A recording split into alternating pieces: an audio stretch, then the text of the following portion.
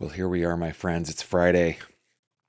It is the end of my first week, well, half week back from vacation. I'm glad we're back. I honestly am super glad that we're back. Um, but I'm also glad that it's Friday because I'm looking forward to a weekend to kind of recover from the travel. But today we are talking about the case of Nancy Guthrie. This is, I believe, the 33rd video that we've done on this case. It's the case that just it well, it's not that it's the case that just won't go away. We don't want it to go away, right? We don't want it to go away. We want to know what happened to Nancy Guthrie. 84-year-olds don't just disappear, and 84-year-olds don't get kidnapped. It's the weirdest thing. But as I was reading the news today, it occurred to me, none of us know what we're talking about. And everybody that is commenting on this, myself included, we just don't know. We're only guessing most of the time. No, a lot of the times they're educated guesses, right? We are what am I trying to say? We've got experts out there telling us stuff. We've got good investigative reporters talking with people that have sources that are in the know, and that is all great. But we just don't know what we're talking about. And I've been wondering, are we being duped? Are we being duped by everything that is out in the media? Plus, not to mention what has been reported from the alleged kidnappers. If what is being reported as having come from the alleged kidnappers actually came from the alleged kidnappers, right? It's not just us, the talking heads, that don't know what we're talking about. It's a second part, right? It's are we being duped by the people who are responsible for Nancy Guthrie's disappearance? And I mean, what level of evil is this, to go and kidnap an 84-year-old woman asleep in her home in a quiet neighborhood outside of Tucson? There's got to be a special level of hell for somebody who would do this. It's just so difficult. So that's what we're going to talk about today. We're going to talk a little bit about some other headlines in the news as well. We've got Michael Proctor rearing his ugly head in the Karen Reed civil trial, or the lawsuit that has been filed. Speaking of Proctor, we've got the Sandra Birchmore case to get a little bit into. Alex Murdaugh and Amy Hilliard. Amy Hilliard is still missing, and we're going to get a little bit into that. We've got some good news. We've got some sweet good news. We got to leave the week with a good taste in our mouth, right? And we've got just a beautiful story in our good news segment coming up. But let's start the day, shall we, with the question of the day. And here is where the question of the day came from, okay? Earlier today, I was on Facebook Messenger chatting back and forth with a very old friend. I think we met when we were 8 or 9 or 10 years old. We've known each other forever, going back and forth. And it was just so much fun, just talking about life and things, what's going on. And plus, she's a crack up. She's hilarious, and she's just a lot of fun. And the question that came to my mind today was, what is something that an old friend remembers about you that you've probably forgotten? Okay? I want you to get the live chat started, get the comments started. Answer this question. What's something an old friend remembers about you that you've probably forgotten? Because I was reminded of a bunch of stuff today as I was talking to my old friends. So answer that question and we will get into the show. We've got so much to get into. The links are in the description below. We've got so much to get into. We've got 10 gallons of show, 10 gallons of content to put in a 5-gallon show. So let's.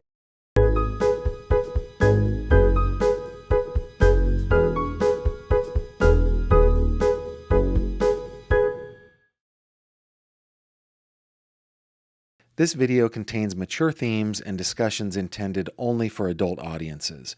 Viewer discretion is advised. Well, hello there, my friend, and welcome back to another true crime conversation with me, Gavin Fish. So glad you are here. Of course, we're talking about the case of missing 84-year-old Nancy Guthrie, who was taken from her Tucson area home by assailants, by kidnappers, and she has not been seen. And we are told now that the family was told and has known since the beginning that Nancy perished. Of course, that doesn't mean that we don't want answers, nor does it not mean, Javi, does that make any sense? Nor does it not mean, okay, nor does it not mean that we don't want her back, right? Now, do me a favor. Thank you for tuning in. Do me a favor. In your comments that you want me to read, put GF, that highlights them on my end. Answering the question of the day, what's something an old friend remembers about you that you'd probably forgotten? And also telling me where you're tuning in from. That is something that I absolutely love. I already see some yellow highlights, so let's go over to the live chat. Let's see. There's a question from Garth B. Nutt about the truck giveaway. Is it only your viewers that have a chance to win the truck, or is it other viewers as well? Yeah, there are, I think, 3 channels that are doing this. Let me, great segue, Garth. Guys, I am partnering with fanofthem.com to give away this Chevy 1990 Chevy 454 SS, the original sport truck. It is the coolest looking truck, and it is straight out of my childhood, right from the old high school days of yours truly. And yeah, it's me and a couple of other channels are doing this together with fanofthem.com. Fanofthem.com is a veteran-owned small business, and by entering the contest, entering the giveaway, you support my channel. I actually get more than if you were to give me like a super chat or a super sticker, something like that. So it's a great way to support the channel. And all you have to do is go over to the link in the description, which is fanofthem.com/Gavin Fish. You buy a limited edition collectible or a digital download, and not only do you get the merch, but you get automatic entries into the giveaway, and it genuinely supports the growth of my channel and my ability to continue delivering these true crime conversations to you. So head on over to fanofthem.com/Gavin Fish, or click the link in the description below and get yourself some merch or a digital download. In the next giveaway, guys, I haven't had time because I was on my vacation, but they have asked specifically for merch from me, which I'm going to deliver to them. Maybe something like a dill hole cup, like this here dill hole cup, or something else. I don't know, but I'm going to get that over to them. So that you can get Gavin Fish merch too. But just so you know, by doing that, you support me, and I really, really appreciate it. Thank you so much for the support, and good luck to you. All right. Another thing, let's see, what do we got? Sharky says, I have a few old friends that remind me of some of my crazy misbehavings of the 80s. Gen X, man, I'm telling you, we Gen Xers, we had some good times back then, did we not? Now, I really came of age in the early 90s, but the 80s were also my jam. Robin says, I worked in customer service and a new employee was having a really hard time with her call, so I guess I gave her a silly little plastic animal to cheer her up. 15 years later, she still has it. That's a great story. You know, when I went to Argentina in 1995, a friend of mine gave me a little good luck charm. It was a little turtle that she had had forever. You rubbed on its shell. It had been rubbed down. You rub on its shell, and it was supposed to give you good luck. I still have that.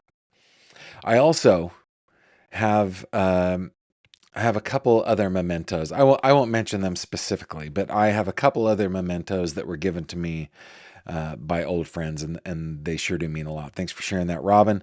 Val, hello from Plainfield, Illinois. Glad you are here. Christine says, the mosquitoes and I are watching from my patio in Marietta, Georgia. Clarinet Girl here from hot Columbia, South Carolina. Temperature on July 4th will be 101 degrees. Boy, am I glad that I am no longer in Northern California because it was hot while I was there. South Dakota is in the house. I think we've got Chicago here. Phoenix, Arizona is here. Hutchinson, Kansas is here. North Carolina. See if it's got to refresh. What else have we got? Anybody else checking in? Beth Blessed coming in from Bama. California Grandma, not to change the subject, but how many inches of hair were you able to donate? I was able to donate the full 12 inches. I made it. I made it. I wasn't going to cut it until I made the goal, which I did. All right. Thanks for getting us started, guys. Oh, wait a minute. Bama is in the house. Elizabeth Miller says, me, one of your biggest fans from Bismarck, North Dakota. Thank you very much for being here. Appreciate you guys. Okay. Guys, I was reading the news today, and a couple of articles got my attention, and it got me to thinking, have we been duped, man? Have we been duped? Do we not know? Do we not even have any idea what happened to Nancy Guthrie? And is it possible for anybody to have any idea what happened to Nancy Guthrie? Is she perished? Is she alive? Is she here in these United States? Is she in the United States of Mexico? I don't know that we can know, but a criminal profiler who is very well regarded and well known within our community has chimed in. This from yahoo.com, written by Martin Holmes, criminal profiler. Javi, I'm speaking too quickly, Javi. You gotta tell me to slow down. Criminal profiler thinks ransom notes are fake. This week has put a spotlight on a series of alleged ransom notes sent by Nancy Guthrie's supposed kidnappers, though at least one veteran criminal profiler doesn't believe the letters are real. Speaking to Fox News Digital, criminal profiler John Kelly. In fact, I put Mr. Kelly on the thumbnail of this here picture, who has appeared as an expert on shows such as 48 Hours and Dark Minds. And said, bottom line is, I don't believe they're real. The first note is strictly about the dollars, about the bucks. Now, when you get into the second note, you're talking about a kind of different personality to me. Now, of course, we have not seen these notes. We've only seen reports of what the notes say. But his characterization of what has been reported anyway is correct. First note is, give us $4 million in Bitcoin. Here is the wallet. And the second note is, she is buried in nature now. That is very different. So back in February, continuing the article, a ransom note was sent to TMZ and other outlets demanding that the Guthrie family pay upwards of $4 million to a Bitcoin wallet address in exchange for Nancy, who the letter claimed was safe but scared. ABC News reported on Monday, June 22nd, that an Arizona TV station confirmed it received a second letter indicating that Nancy had died, claiming she was buried in nature and that the death wasn't intentional. Now, before I go on with Mr. Kelly here with the article, I just want to play a little devil's advocate, because they do sound like two different personalities. But does that necessarily mean that it's not the same team of people who are now starting to bifurcate a little bit? There's a crack in what they've been doing. Well, actually, all the way since February, right? But could it possibly be that the one letter came from one assailant and the second letter came from an accomplice of some sort? Maybe an accomplice after the fact, maybe somebody who helped carry Nancy out. I don't know. But is that possible? Let's continue with what John, or at least what is reported that John said. Kelly said the personalities of the two letters don't match, suggesting that a person who committed such a violent crime is unlikely to feel sympathy. Well, that's an interesting thought. Maybe then, well, we're going to keep going, but maybe then It's an accomplice after the fact. It's like, dude, what did you do? What did you do? What did you bring into my life? Right? Okay. From Mr. Kelly, quote, most of these guys are psycho, and going to do that, rouse an older woman out of her bed and haul her away like that, bleeding all over the place. They're going to just want to get away from the problem as quick as possible. He means quickly, but I get it. Kelly told the outlet. Continuing the quote, they're not going to be worried about leaving condolences. It's a very interesting thought. Very interesting thought. Now Kelly's going, well, these are fake, right? At least that's what I've read so far.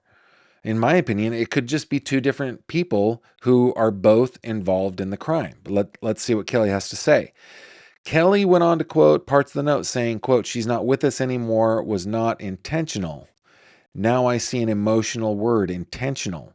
This is a person to me that wouldn't know a feeling if they tripped over one. I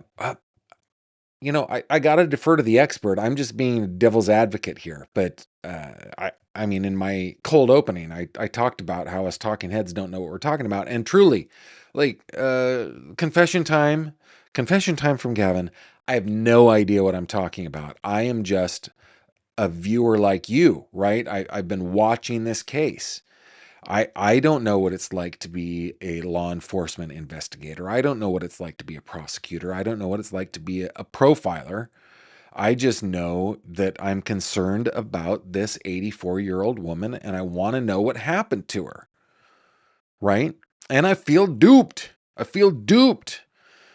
But that's an interesting, I guess, observation. This is a person to me that wouldn't know a feeling if they tripped over one. And why are they using an emotional word, intentional? Continuing the article, while authorities haven't ruled out the possibility of multiple people being involved in the crime so far, the only known suspect is the masked individual who appeared on Nancy's doorbell camera. Kelly said the masked man's actions do not add up with the person who wrote the second note.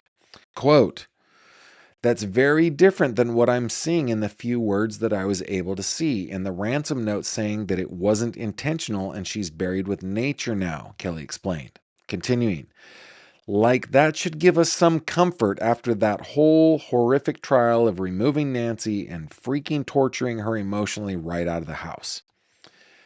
Yeah. I think Mr. Kelly has said what we've all felt, right? This is an 84-year-old woman that you go into her house, the emotional and physical, she was bleeding, torture that she went through in what apparently, and what I've felt for quite a while, were the last moments of her life. Oh, that's heartbreaking. I'm heartbroken for Nancy. I'm heartbroken for her family. Law enforcement, continues the article, hasn't publicly stated which notes they believe to be real and which are fake, but Savannah herself, we remember this from her interview on the Today Show, Savannah herself has said she believes at least two of them are genuine. Quote, there are a lot of notes, I think, that came, and I think most of them, it's my understanding, are not real, and I didn't see them. What? Again, talking about levels of hell. What kind of person just jumps on the bandwagon? Oh, I've got an opportunity to try to score a little money here. That is the lowest of a low person. Anyway, finishing the article, that quote, she told her former Today co-host Hoda Kotb in a March interview. Former? Has Hoda left? I didn't know that. I don't watch the Today Show. Confession time with Gavin. I do not watch the Today Show. Quote, but I believe the two notes that we received, that we responded to, I tend to believe those are real. And remember, do you remember the response on Instagram? They said, we understand.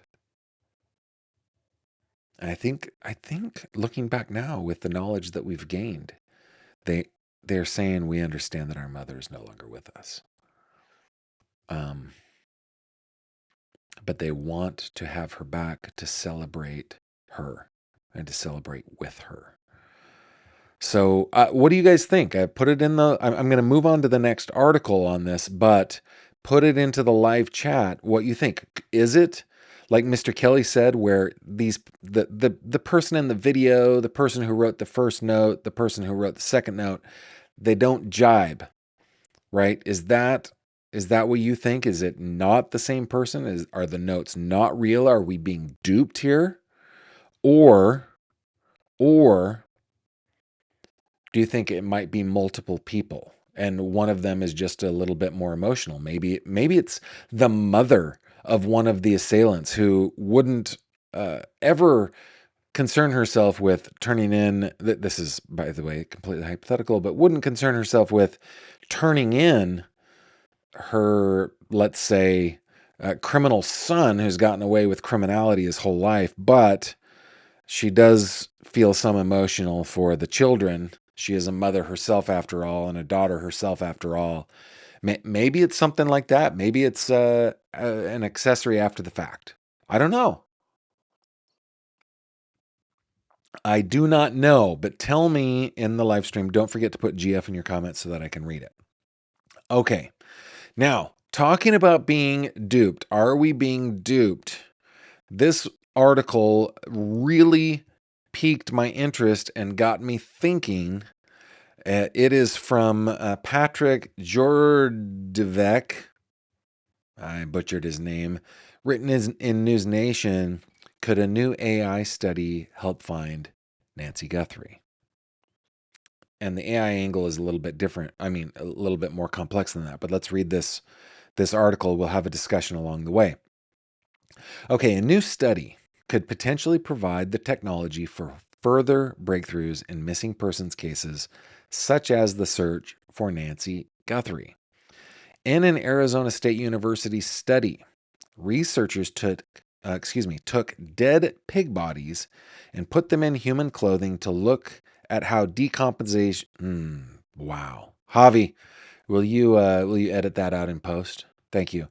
To look at how decomposition occurs in the Arizona desert. Finding corpses could actually leave clues behind long after they've been moved. Now, of course, this is something that has been happening in law enforcement and in forensics investigations for a long time, right? This is nothing new. Putting animal carcasses in human clothing, putting them in certain environments to see what they look like. This is classic academia, right? This is what they're supposed to do, and they have been doing it for a long time. But apparently, we've got a new study about this. Okay, quote, there are very powerful computing tools and some AI that will then tell you what microbes are there in that, what microbe DNA was there in the soil, ASU professor Pam Marshall told News Nation's Brian Enton on Brian Enton Investigates. Marshall added the technology could absolutely find evidence of a person who was killed, dumped in the desert, and later moved. How would they do that? Like if they found a grave, but there's no body in there, they look for the microbes. Okay, quote, in the study, they found out that it's like the murder victim is leaving a signature of themselves in the soil. News Nation's senior investigative producer Allison Weiner told Katie Pavlik tonight. So if they were lucky enough or able to find the place where Nancy Guthrie's body had been buried or were placed because the Arizona desert, what we learned from Dr. Marshall, it is very hard to dig in. But when pig bodies were left there for a year, you could come back and you could find evidence of the soil, she added. And then a little bit from our pal about AI from our pal Jen Coffindaffer. Former FBI Special Agent Jen Coffindaffer believes the ransom note stating Nancy Guthrie had died was self-serving and likely written by artificial intelligence. Now, that is an interesting thought. And it goes back to Mr. Kelly, right? The profiles of the letters do not match. But could it have been written in AI? Well, we talked about it last night or 2 nights ago. I guess it was 2 nights ago. And your comments, some of you said it totally smacks of AI to me. And I kind of like the whole she's buried in nature now does not sound like a native English speaker, right? It just doesn't. And so could it have been AI? Jen apparently believes so. A ransom note in the Guthrie case said that she had died and had been buried, sources close to the investigation told News Nation's Brian Hinton. According to the source, the note indicated that Guthrie's death was unintentional and said that she was buried with nature now. Speaking on Katie Pavlik tonight, Coff and Daffer believed the note could have been written by someone whose native language isn't English. Quote, I think this whole note is malarkey. That is classic Jennifer. Meaning nobody writes a ransom note like this. I don't think this was a soft sell. I think this was completely self-serving for this person whenever they are caught, that it looks like, oh, they're contrite, they're sorry.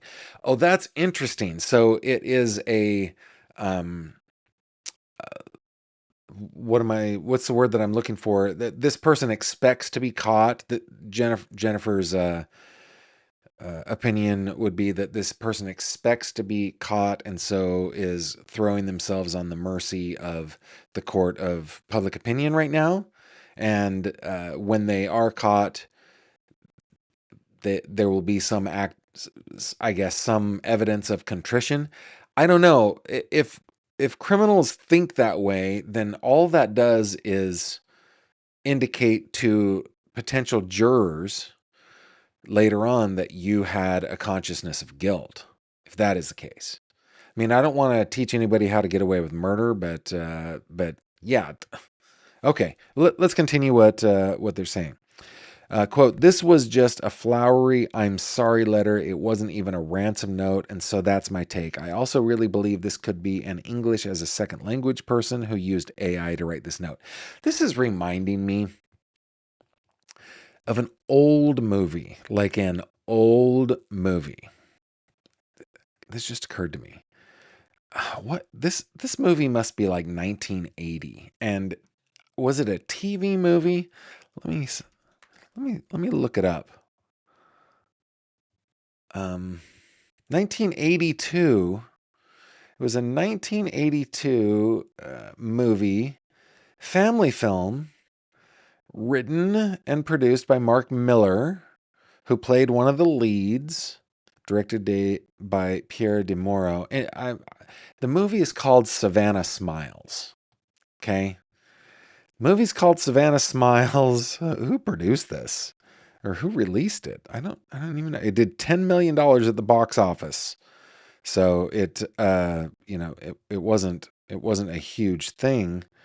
But anyway, there are two like vagabond style criminals that are going about doing criminal things when they accidentally, I think the plot line was they steal a car and it has this little girl in it named Savannah, ironically.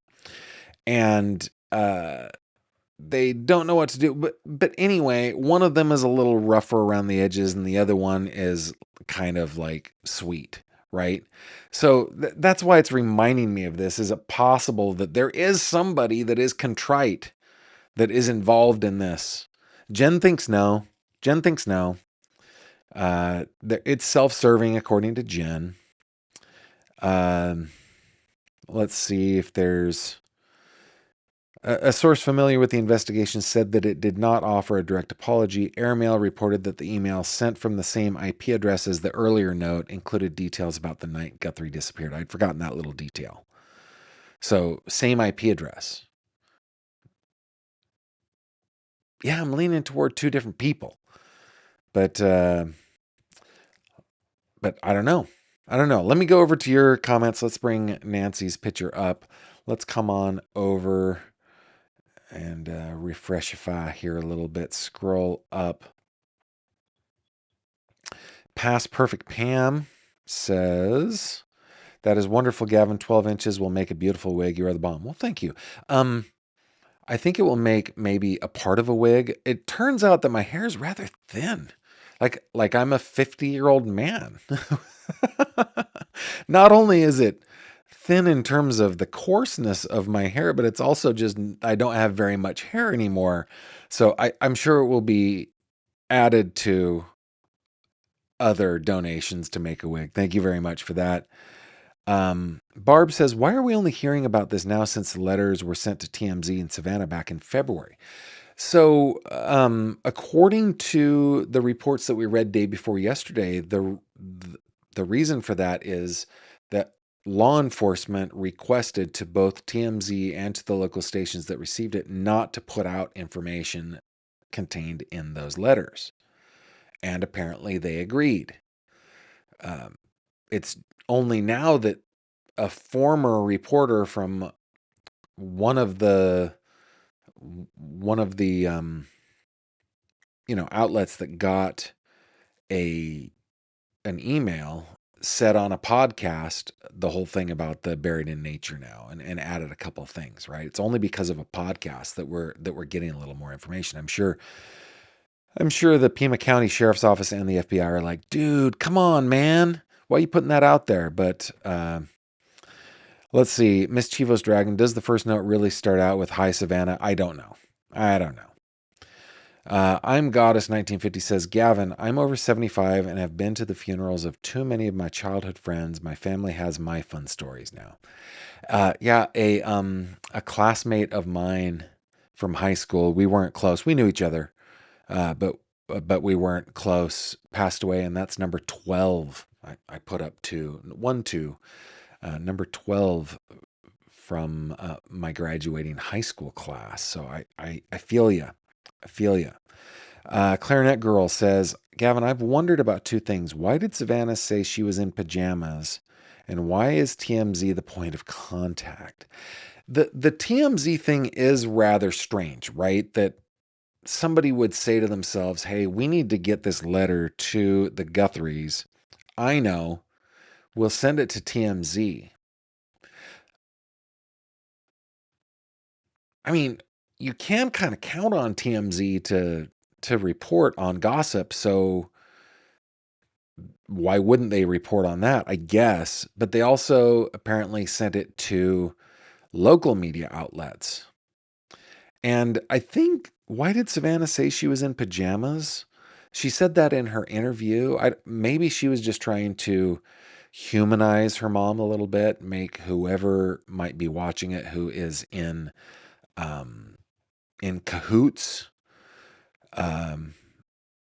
might feel a little remorse, perhaps.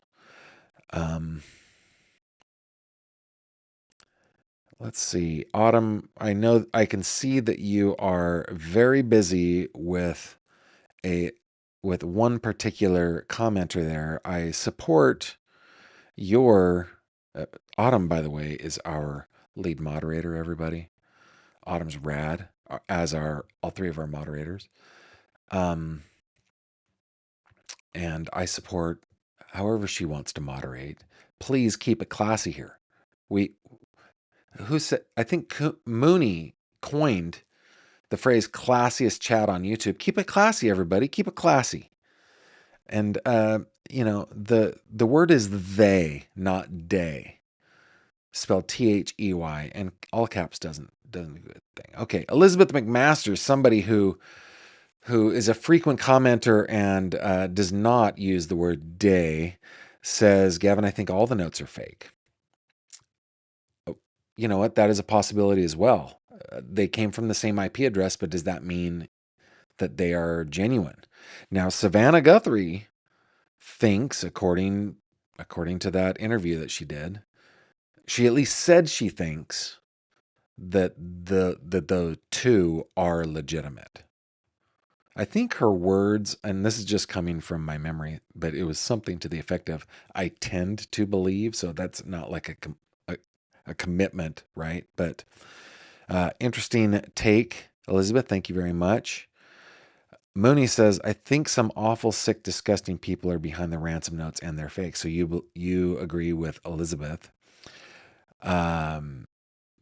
Robin says, I think the ransom notes are all bucks. Did you mean like bupkis? But they do keep the story in the news. Maybe. Pearl snaps. Says Javi is not real, everybody. You're telling me that Javier, Marcelo, Guillermo, Juanjo, Ruben, Navarro, Torres de los Andes is not real? Come on. Come on, Pearl Snaps. Did they? Autumn, that's funny. Body farms fascinate me, says Black Widower. Bupkis, says Robin, not bucks. No. I'm afraid I'm going to have to keep you to what you originally said. They're all bucks. They're all bucks, says Robin, not bupkis. Robin, you're a funny girl. All right, let's see. Oh, there's one more in here before we move on. Mischievous Dragon. Gavin, so some deranged fan of 80s movie Savannah Smiles targets Savannah Guthrie because Twitz's scheme to pay homage to this movie. Yeah, I don't think so. No. I do not think so. No. Okay. Dana says, Gavin, repeat Javi's full name 3 times. Javier Marcelo Garcia. Javier Marcelo Guillermo Juanjo Ruben Navarro Torres de los Andes. That's twice now. Okay? Javier Marcelo Guillermo Juanjo Ruben Navarro Torres de los Andes. There's 3. There you go. It's hard. It's hard. And I have to look at him straight in the eyes when I say it. Javier Marcelo Guillermo Juanjo Ruben Navarro Torres de los Andes. Yeah. I always want to say de Los Angeles. But that is Javi. And Javi is very real. How dare you? How dare you, madam? How dare you? Who was it that said that? It was Pearl Snaps. Ooh, that's just, Javi for short. That is correct. Okay. The next article that I have for you guys, also in this case, this one written in the BBC. This one's a bit on the long side. I don't think we're going to read the whole thing because we can just get through 4 or 5 paragraphs and kind of get it. But this from the BBC, written by Sheila Flynn. And it answers the question, or purports to answer the question, why the trail went cold in the Nancy Guthrie case. Let's bring it up on the screen for you. There's a different kind of depth to the darkness at nighttime in the upscale Catalina Foothills neighborhood of Tucson, Arizona. I see we're writing a feature, not a report. Got it. Okay. Lights are limited by both the county and the homeowners association. They must be shielded and can only face down, a deliberate effort to maintain Tucson's dark sky status, designed to minimize light pollution, reduce energy waste, and protect astronomical research at nearby facilities. The result is a quiet, peaceful blackness making Catalina Foothills the perfect spot for stargazing, or for furtive criminal activities like kidnapping an elderly woman. I appreciate how this is written. Sheila Flynn, good on ya.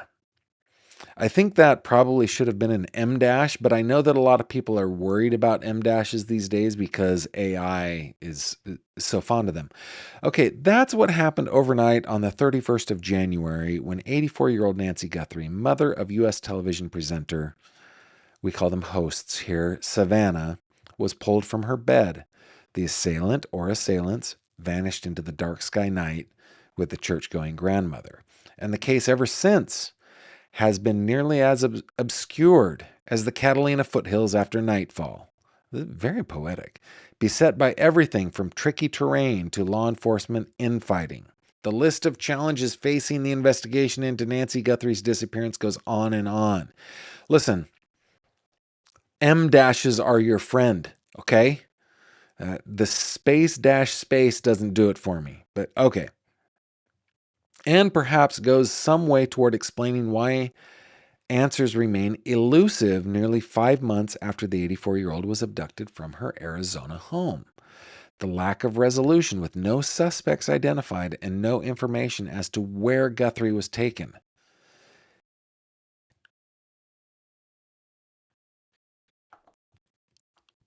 I got to get my yawn button up. Okay. This is written very dryly, and for some reason, it's making me want to yawn, but I like where it's going. Okay, the lack of resolution with no suspects identified and no information as to where Guthrie was taken is all the more perplexing given the spotlight that's been on the case from the outset thanks to the celebrity of Guthrie's daughter, famous U.S. News presenter Savannah. You've already told us that twice. Come on. Let's move along. Law enforcement consultants, media, and citizen sleuths. I haven't been sleuthing on this one. I've only been reporting. Have been poring over the case with no success. And details made public this week from ransom notes raise only more questions.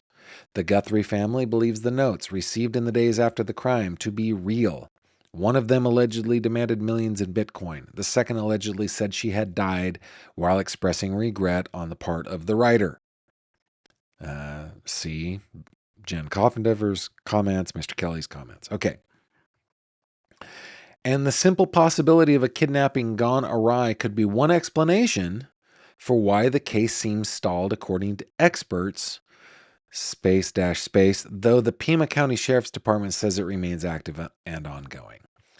If Guthrie died during the crime, says private investigator Dan Ribicoff, now it's a murder and not just a kidnapping. It probably drove the criminal underground, said Ribicoff, who founded the International Investigative Group and has dealt extensively with kidnappings and missing persons cases throughout his career. Quote, he doesn't want to release where the body is buried because he doesn't want to expose himself, said Ribicoff. So this is a different take. They're like, he's saying this is the perpetrator, but they're not going to give the location of the body because that's going to give evidence, right? Okay. He doesn't want to release where the body is buried because he doesn't want to expose himself, said Ribicoff, who agrees with the Guthries that the notes could be genuine. Who agrees that they could be? That's funny. You got to watch for writing like that. It doesn't say that he agrees they're genuine. That's like saying, I hate statistics that lie.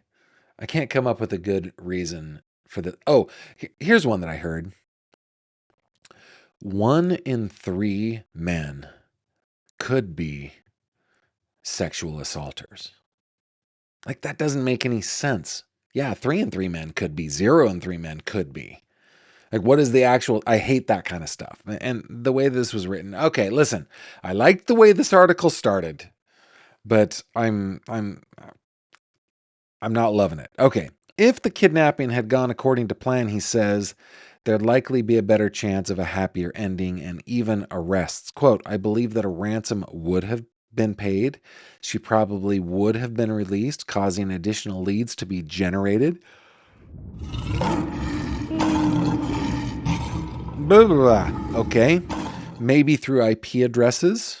Wrong button, Gavin. Maybe through IP addresses or telephone records, things along those lines, but it went cold very, very quickly, evidence-wise, right after the kidnapping. And evidentiary issues have plagued the case from the start for a variety of reasons, according to law enforcement experts. Not only are the Catalina foothills area, come on, man, not only is the Catalina foothills area, it's either are the Catalina foothills or is the Catalina foothills area. Come on, man. Okay, incredibly dark at night.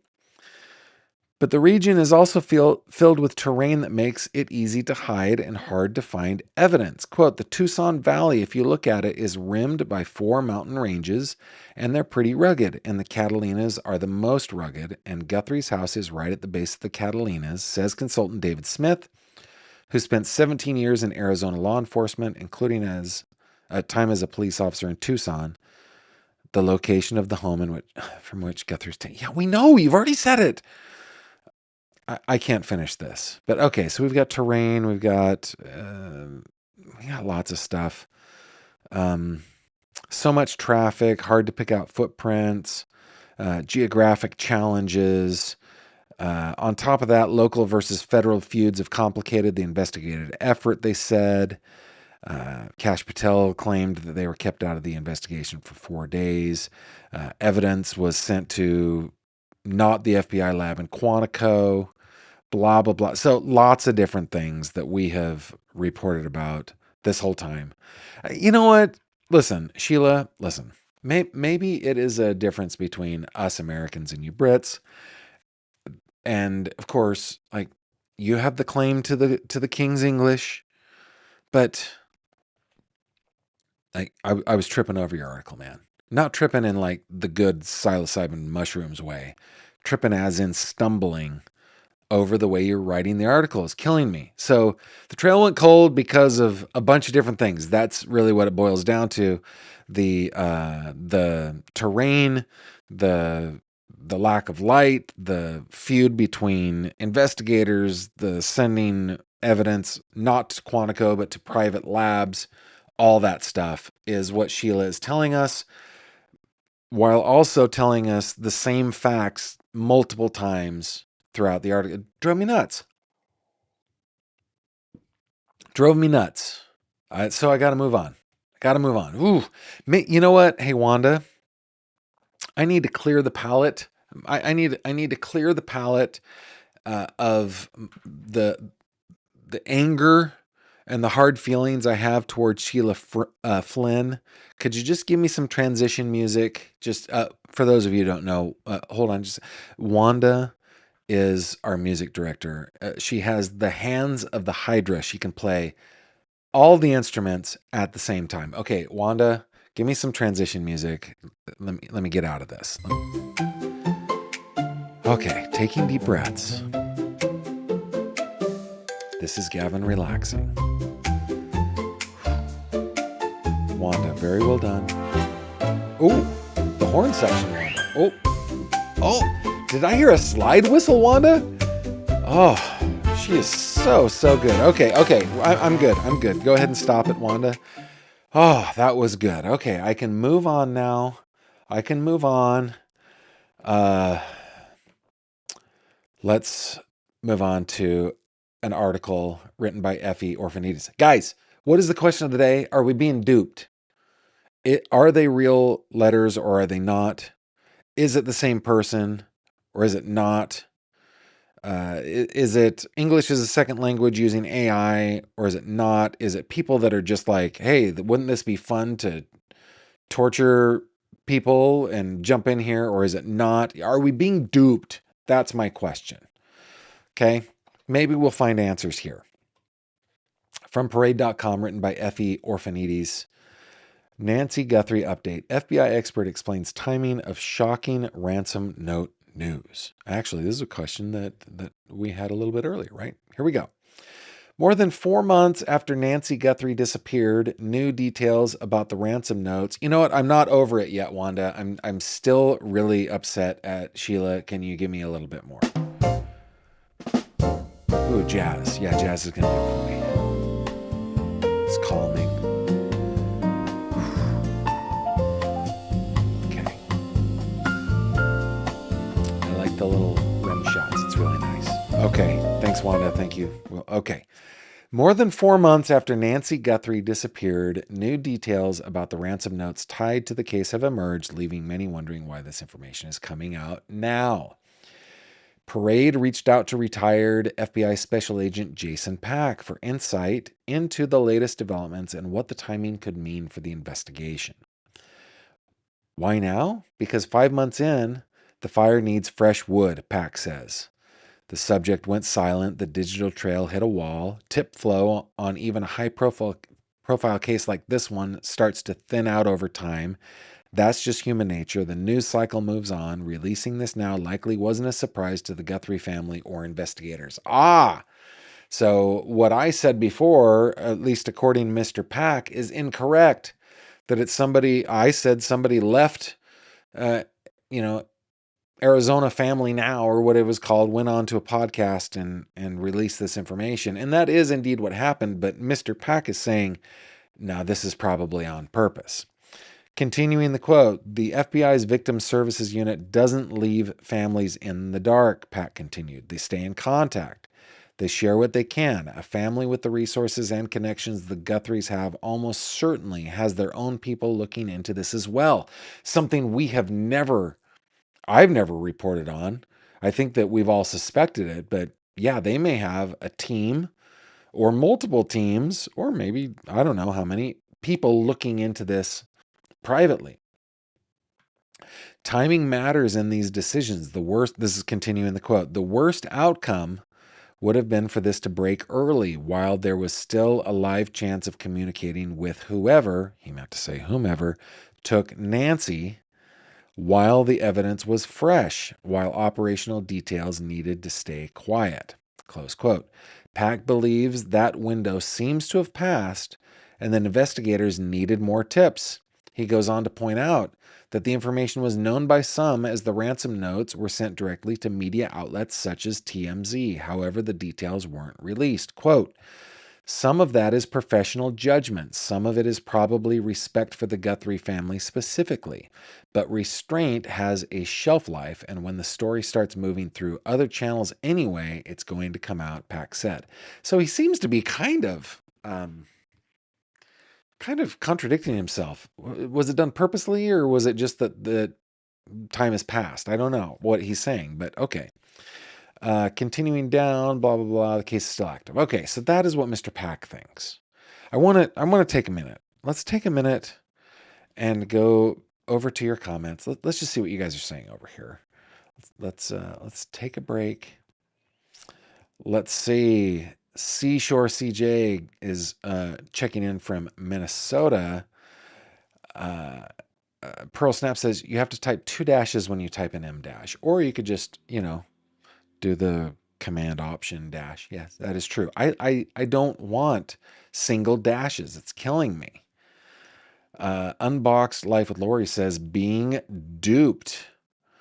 CJ Lopez says, what on earth is that music? That was my I just need transition music. That's what it was. Let's see. Elizabeth says AI would not come up with that language in my opinion. Let's see. I'm not following some of your conversation, but yeah. Okay. All right. Let's do the I think I have one more no, that was the last one. That was the last one. Okay. So guys, have we answered our question? Are we being duped? I don't think we have. I don't think we have answered the question. I think that the question still remains. There's no indication to me anyway that this was or was not AI. There's no indication to me that this was or was not the same person. There's no indication to me one way or the other that there are multiple people. And there is no indication to me one way or the other that they are just opportunists or an opportunist hopping in trying to cash in. I can't tell. And the experts disagree as well, right? Mr. Pack and Mr. Kelly disagree with one another, and they both disagree with Ms. Coffindaffer. So I think that we're just going to continue to watch this story, and hopefully someday, hopefully soon, we will learn definitively what happened to Nancy Guthrie and definitively who happened to Nancy Guthrie, because we can't stand for this. We cannot, as a community, as a nation, as humanity, we cannot stand for a small portion of the human family to do stuff like this. We can't do it. We've got to continue the search. We've got to support law enforcement in their search. And hopefully somebody knows something and somebody is going to come forward. And if you are that somebody, do it. Do it now. Call 1-800-CALL-FBI and give them the information that they need to solve this case. Please and thank you. Okay, let's look at the old notes that I have over on my side. Let's see what we got going. We talked about the giveaway. We did the question of the day. We've done the Nancy Guthrie case. We've got to get into some good news, which is going to be awesome. I love our good news segment. It's a great way to end the week too. And we have got to get into a couple of other true crime headlines in the Sandra Birchmore case. Amy Hilliard, who is still missing. Alex Murdaugh, who is getting a new trial. Karen Reed, Michael Proctor. But before that, let us, my friends, get into 3 questions. Here we go. It's 3 questions with Gavin Fish. Guys, in this segment, I answer questions that you send in to me through the email address 3questions at gavinfish.com. 3questions at gavinfish.com, spelled out THREE, questions at gavinfish.com. Now, some of you try to cheat and you try to send me like personal letters to 3questions at gavinfish.com. Those go into the proverbial cylindrical file. Okay? This email address is only for 3 questions. Now, you can send in 1 question, you can send in 1,000 questions. I put them into a little spreadsheet. You know what? I really should have my AI agent do that for me. Wouldn't that be great? Anyway, I put them into a spreadsheet and then I choose the questions that I answer each night. And my solemn promise is that I will answer all the questions. But but I claim the privilege of choosing their order. So here we go. Question number 1 comes to us from Cindy. Cindy says, during your travels, what landmark impressed you the most? This is actually very easy. I can't remember the name of it though. Let me look up the name of it real quick.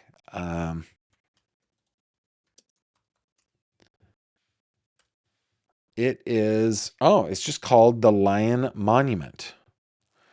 It is a monument in Lucerne, Switzerland. Let me open it up so that you can see. Here is the monument. It is the most fantastic thing I've ever seen in my life. It's human created. It is amazing. And this is it right here. It is carved into a wall of granite in Lucerne, Switzerland. Now, Lucerne is not a big place. It's a small place. It's very, very Swiss, very alpine town. Okay.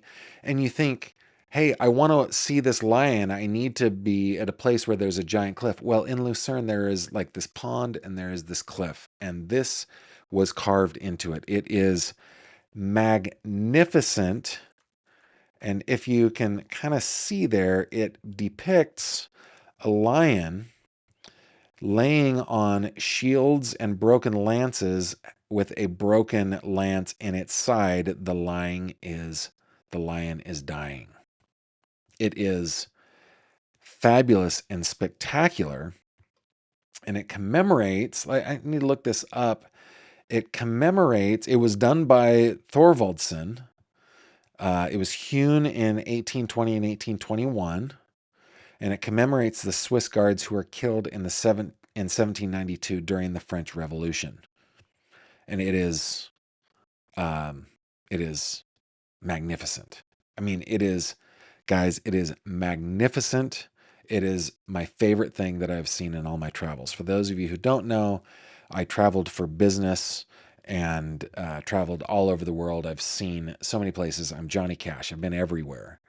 That is the landmark that has impressed me the most. Tell me what landmark has impressed you the most. Curious what your answers to these questions are. Christina asks, what is your favorite home-cooked meal? What is my favorite home-cooked meal? I guess pizza. Like a good Neapolitan style pizza. So for those of you who don't know, a Neapolitan style pizza is the original pizza style from Naples. Now, I believe, if my pizza history is correct, the pizza actually originated in New York. I think that is correct. But the original pizza from Naples, Italy is amazing. All it is, it's very simple. It is usually a sourdough crust. It doesn't have to be. It could be done with, instant why am I having such a hard time with this? Yeast, instant yeast, right? Or whatever. But usually it's sourdough, and on that pie crust is just crushed tomatoes, tomato sauce, some fresh buffalo mozzarella, and like maybe a little basil, and then it is cooked in a wood fire pizza oven at like 800 degrees or 900 degrees Fahrenheit.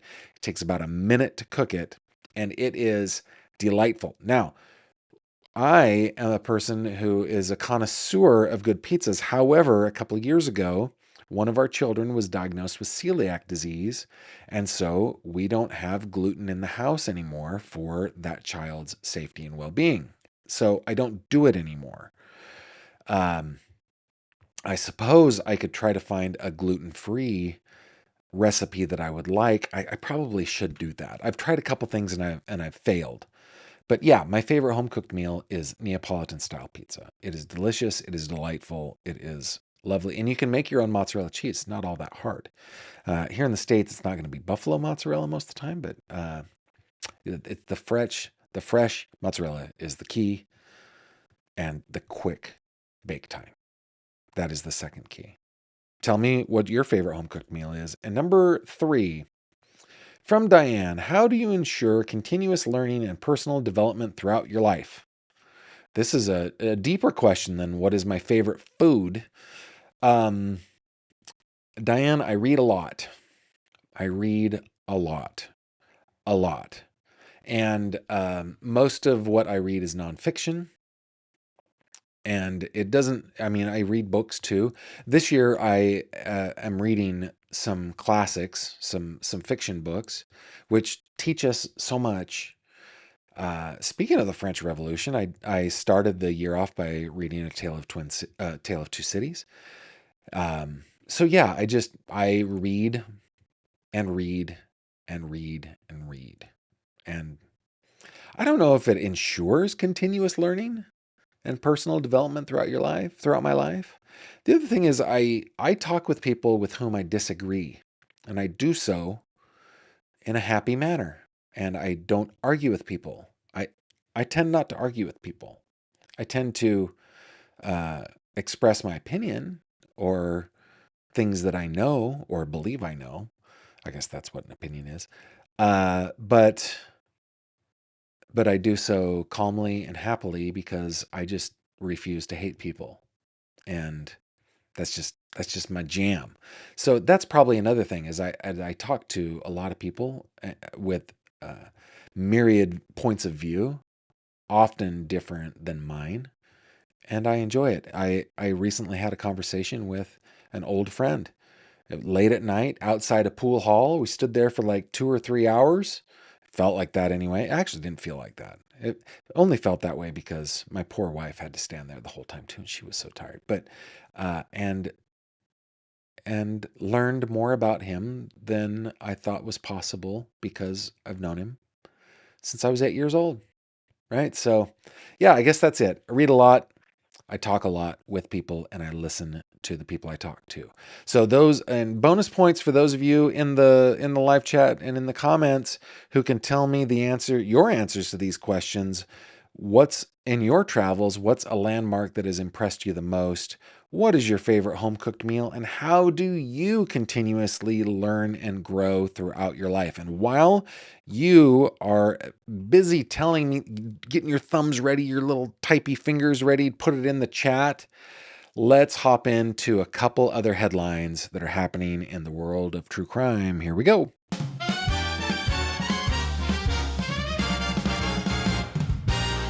True crime headlines.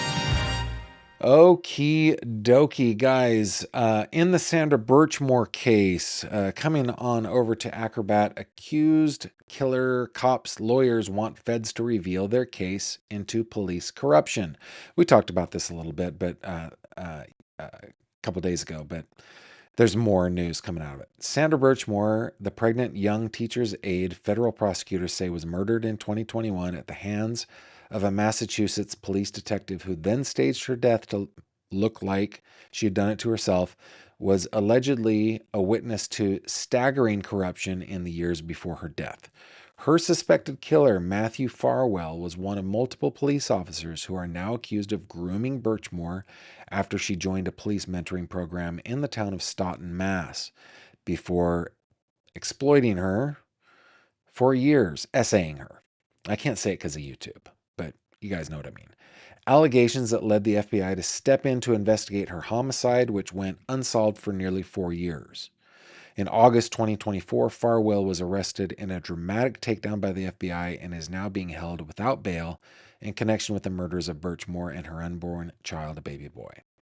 Farwell is charged in a federal indictment with killing a witness victim and causing the death of an unborn child. Now, Farwell's attorneys are pointing to what federal prosecutors call the problematic state investigation conducted by the Norfolk County District Attorney's Office, the very same law enforcement agency that prosecuted Karen Reed for the murder of her boyfriend, a case that ended in her acquittal and led to the firing of the lead investigator and the resignation or demotion of several others on the case. In a court filing on Thursday, yesterday, Farwell's lawyers point to the FBI's arrest, which came, quote, more than 3.5 years after Ms. Birchmore's death and after a Massachusetts State Police investigation yielded no bases for criminal charges. So Farwell's attorneys want a judge to force the U.S. Attorney's Office in Boston to reveal the larger investigation into the Birchmore case and by proxy, the Reed case. In it, Farwell's lawyers want to know what facts show a reasonable likelihood that the person whose communication Mr. Farwell allegedly sought to prevent would have at least made one relevant communication to a federal law enforcement officer. So we don't have a response to that yet, but I'm sure that we will get it in the next couple weeks or so. Guys, Amy Hilliard is still missing. The Oakland business owner and mother who went missing back in March is still missing. There was a gathering at Lake Merritt Friday for her. Friends and family of a woman who has been missing for 3 months will hold a community awareness walk around Lake Merritt on Friday. Today, supporters of Amy Hilliard will start gathering at 5 p.m. at the Pergola at Lake Merritt, and a community walk will start at 5:30. So that is here in about an hour. Lake Merritt was a place where Hilliard frequently walked with friends and family. Friday's walk is a display of support to the Hilliard family and represents a commitment to finding her. So she is still missing. If you have any information on her whereabouts, let me bring up her picture here. Here is Amy Hilliard. She is described as 52 years old, white female, standing 5 foot 4 inches tall, weighing about 120 pounds. She has blonde hair and hazel eyes.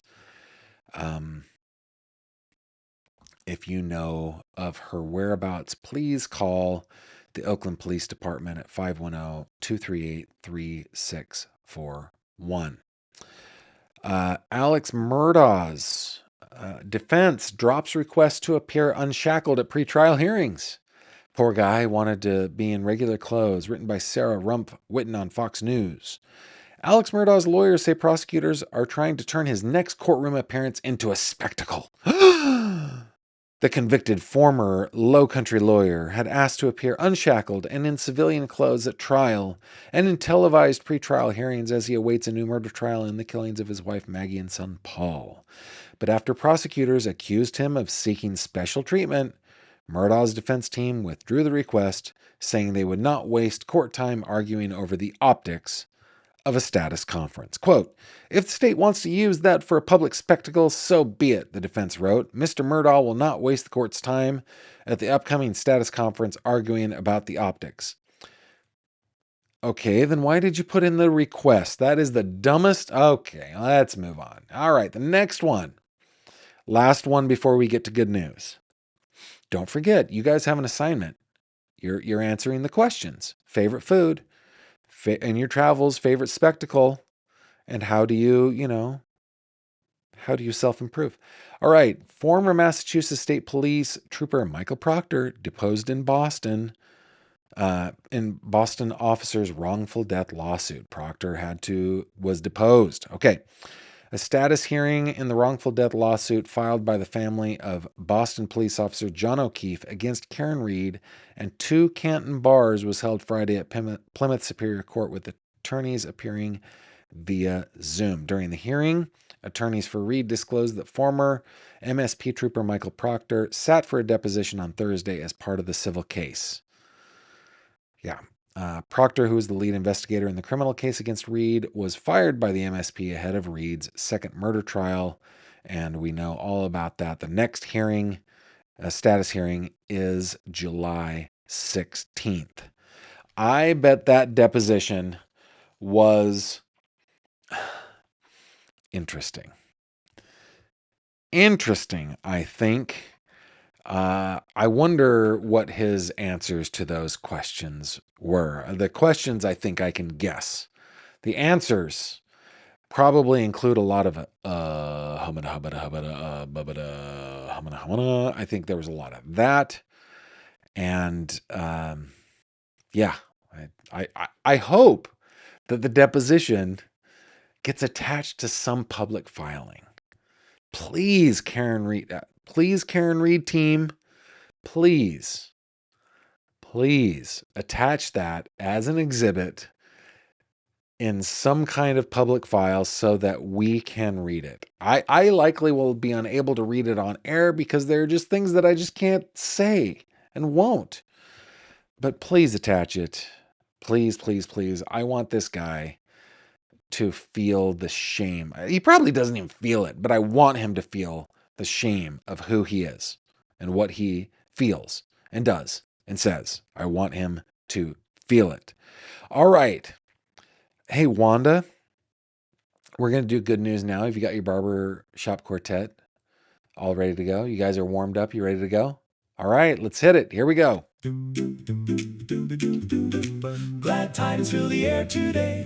Worries seem to drift away. Yeah. Hearts grow light with every word. Joyful news is sweetly heard. Yes. Okay. So we do good news, guys. Why do we do good news? Because we don't want to have the bitter taste of terrible news in our mouths as we go into the weekend.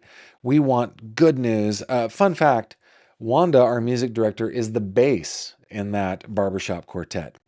Okay, this from sunnyskies.com, written this very day. When every second counted, 7-year-old Patrick didn't panic. He acted. Look at Patrick. The Texas boy is being praised for his incredible bravery after rescuing his 1-year-old brother Liam from a backyard swimming pool, a series of actions that authorities say helped save the toddler's life. The frightening incident happened on June 21st in Burleson, Texas, when Liam was discovered unresponsive in the family's swimming pool. Deputies with the Johnson County Sheriff's Office responded alongside emergency crews, who quickly began life-saving treatment before transporting the little boy to Cook Children's Medical Center. Thankfully, Liam is expected to make a full recovery. As deputies pieced together what happened, they learned that Patrick had been the first to find his younger brother in the water. Despite being just 7 years old, Patrick pulled Liam from the pool, rushed to alert his mother, and then sprinted to a neighbor's house to get even more help. Patrick, you are the man. Patrick, you are the man. The Johnson County Sheriff's Office said Patrick's calm thinking and quick response were remarkable. In moments of crisis, even adults can freeze under pressure, the sheriff's office wrote. Patrick did the opposite. Officials credited his courage and determination with playing a critical role in the chain of events that ultimately saved Liam's life. To recognize his extraordinary actions, deputies have nominated Patrick to receive a Sheriff's Commendation Award. The nomination will be reviewed by the Sheriff's Office Awards Committee, and if approved, he will receive the commendation along with a special pin honoring his heroism. Quote, our entire Sheriff's Office family is incredibly proud of Patrick, the agency said. His selflessness, courage, and love for his little brother serve as a powerful reminder that heroes come in all ages and sizes, close quote. Patrick may only be 7 years old, but when his family needed a hero most, he showed that courage isn't measured by age. It's measured by the willingness to act, and let's look at him there. Patrick, you are the man. Thank you very much for being the awesome little man that you are. And what terrific news. What a great way to end the day. We're not quite done though. Let's just check in with what you guys have been saying over in the live chat. Let me just refreshify here a little bit. We'll end it by this. Clarinet Girl says, Gavin, total lack of transparency by Pima County. I believe Sheriff Nanos hopes this case goes away. Maybe. Mooney says, freshly made homemade pasta and homemade gravy sauce using tomatoes, peppers, and onions from our garden. Add a salad, and it is a perfect dinner. That sounds delightful. We would have to do homemade pasta that is gluten free in our house, which is kind of a bummer, but you know what? We're happy to do it for the health and safety of our little one. Yeah, that sounds great. Let's see what else. California Grandma, Gavin, I just looked all over and couldn't find the size of the lion. How long do you estimate the length to be? Oh, like probably 12 or 15 feet, probably something like that. I mean, it's across a pond, it's across a pond carved. So it's like maybe 30, 40 yards away, but its presence is remarkable. So yeah, maybe 12, 13, 14, 15 feet, something like that. Let me just keep on scrolling. In what way was Proctor's deposition different from last time? Asked Pearl Snaps. Well, I don't know. I mean, this is a civil case, so it's different. And I don't know that he was deposed last time. He testified last time. Was he deposed last time? Well, he would have been. He probably would have been. But I don't know. We don't know. I can't wait to read it, though. The difference, Pearl Snaps, is that it has gone public, the things that he has said. And so I think that the Karen Reed's team are going to feel very empowered over asking him very difficult questions. And I think that they have a plan to make it public. I really do. Clarinet Girl, I appreciate you bringing up Amy Hilliard. Nobody else has been talking about her for quite a while. Yeah, I keep looking on it. I keep looking every day. I look to see if there's an update on that one. And Michelle says Burleson is about 20-ish minutes from me, so it's your neck of the woods. Patrick is a hero. Patrick, what a brave boy. Patrick is a hero. Liam is the baby brother. Great story. It is a great story. And way to go, Patrick. Future firefighter or law enforcement officer right there. Patrick is the man, and it was a great way to end our headline section, a great way to end our program tonight. Guys, thank you so much for being here. Before we run, just remember, if you want to support me financially, and you normally give like a super chat or a super sticker or something like that, you can still do that by going over to fanofthem.com/Gavin Fish or clicking the link in the description below and entering to win this awesome 1990 Chevy 454 SS truck. It's like a show truck. It's rad. Just by buying some merch or a digital download over there, gets you automatically entered, and it hugely supports my channel. So please, please, please don't forget to do that. And have yourself a terrific next couple of days, wherever or whenever you are. I will be back next week on Monday, 6 p.m. right here on YouTube. I will then put it out to Spotify and wherever you listen to podcasts. After that, thank you for being here. I bid you adieu, and I will catch you on the next one. Take care.